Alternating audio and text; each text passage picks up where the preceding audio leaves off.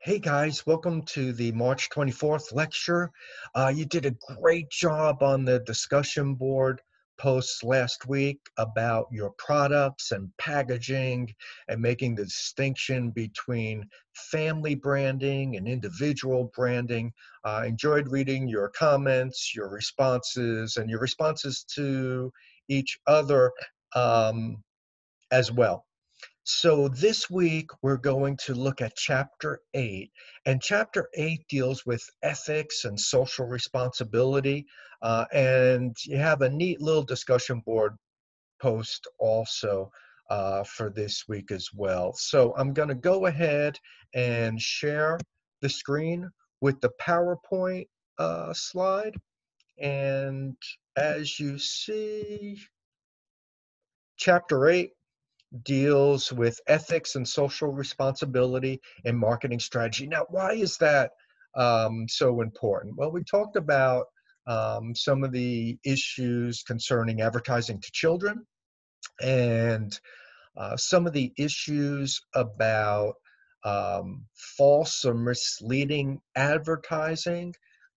And we made the distinction earlier on in the class between false advertising and puffery. We're going to look at that a little further. So this week, what I want you to do is to read chapter 8 in your books, look at the PowerPoint slides that I have posted on in the module 3 section of Canvas, and let's go over some of the things that I want you to pay close attention to.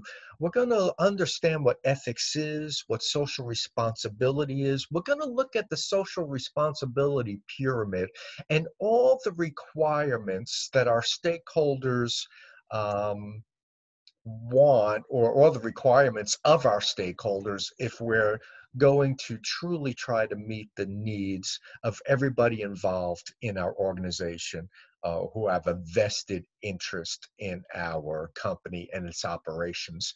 So we're looking at ethics and social responsibility in marketing strategy. It's growing in importance recently due to what? Well, a lot of the firms having problems in these areas, whether it be false advertising, not giving all the information when it comes to our marketing promotions, maybe having some defective products or products that aren't designed or used as they should be, or are not as effective as they should be, and just the whole climate of corporate scandals that began way back at the turn of this century and that have affected marketers as well. So it's grown in importance recently due to firms having problems in these areas. It's a necessity due to our stakeholder demands. And when we're talking about marketing, this is especially true of our customers. But if you think about the different stakeholders that we have, the owners of our company, the customers, our employees, the environment and neighborhood. We need to address all of our stakeholders' needs if we're going to be successful as a company, and if we're going to enjoy a competitive advantage for our company. Uh, by trying to meet all of our stakeholder demands, and looking at ethical issues that often become legal issues if we're being misleading.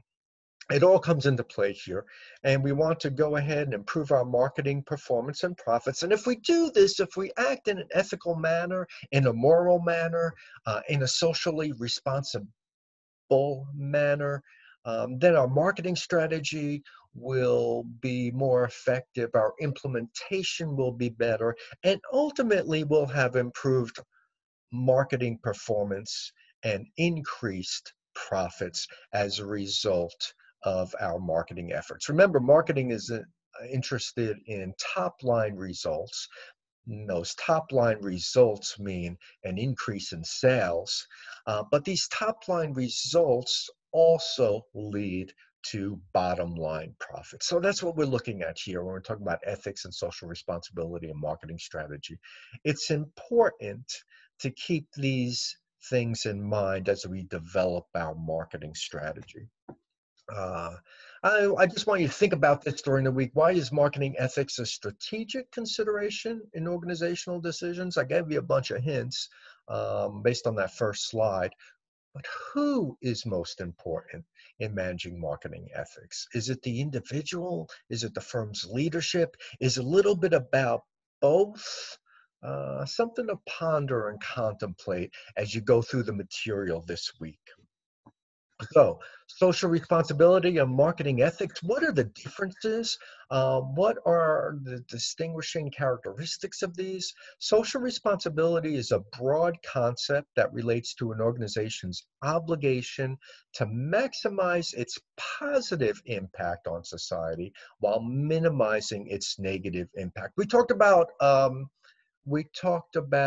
the triple bottom line, right? It's not just about profits anymore. It's about reducing our carbon footprint in the environment and doing things to enhance society. So social responsibility is that broad concept. Marketing ethics are the principles and standards that define acceptable marketing conduct as determined by the public, government regulators, private interest groups, competitors, and the firm itself. So the firm itself is going to have procedures for action and codes of conduct. Our competitors, we can look at what our competitors are doing in terms of benchmarking and how they proceed in communicating information about the products. Certainly private interest groups and our stakeholders. The big government regulator is the Federal Trade Commission, or the FTC. And your discussion board post is about the FTC.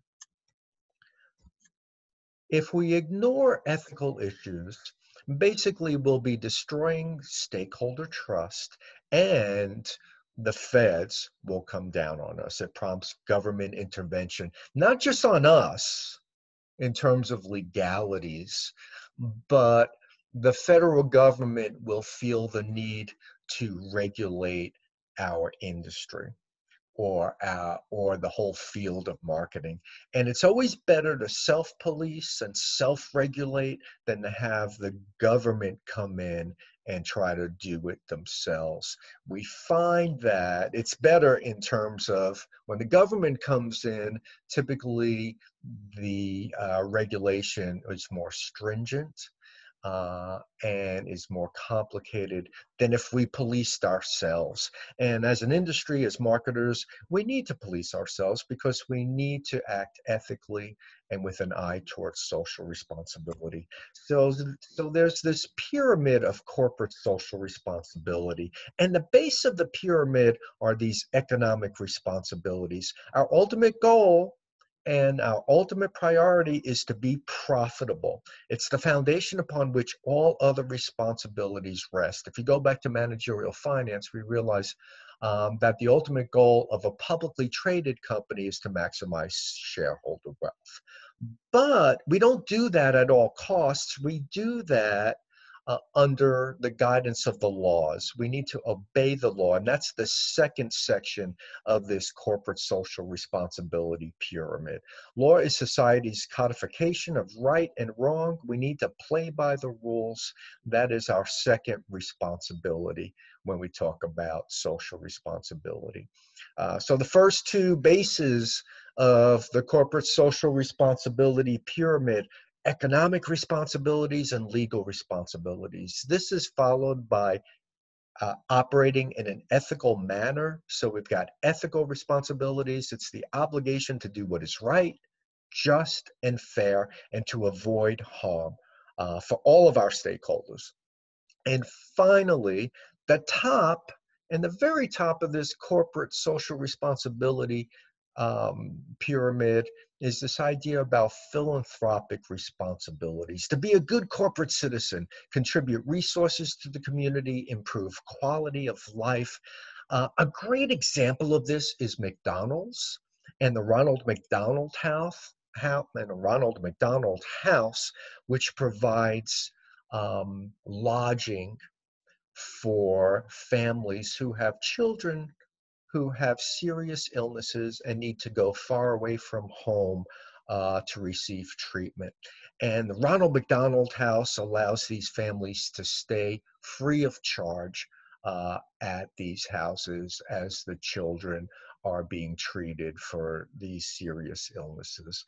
It is a great McDonald's exemplifies this idea of being a good corporate citizen through their Ronald McDonald houses. So that's a brief overview of what you guys will be learning this week.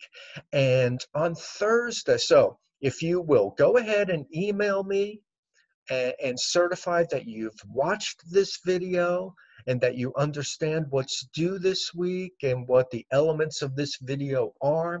And then you will, once I get that email, I'll be able to go ahead and give you credit for Tuesday's attendance. And then on Thursday, by midnight, you will have your initial post on the discussion board.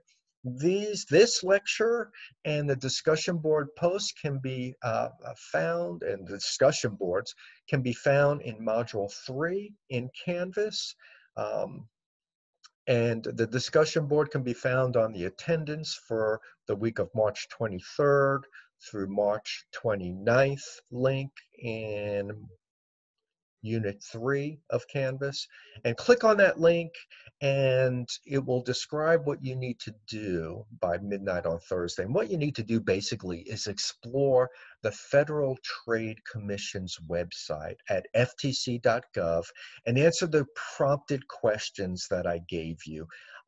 And will give you a good opportunity to do some outside research, look at a website and a government entity that has a major impact on the marketing profession. So answer those questions, discuss those questions. Again, that initial post should be at least 150 to 200 words. It should be posted by midnight on Thursday. And then you are to respond to 2 of your fellow classmates' posts by midnight on Sunday.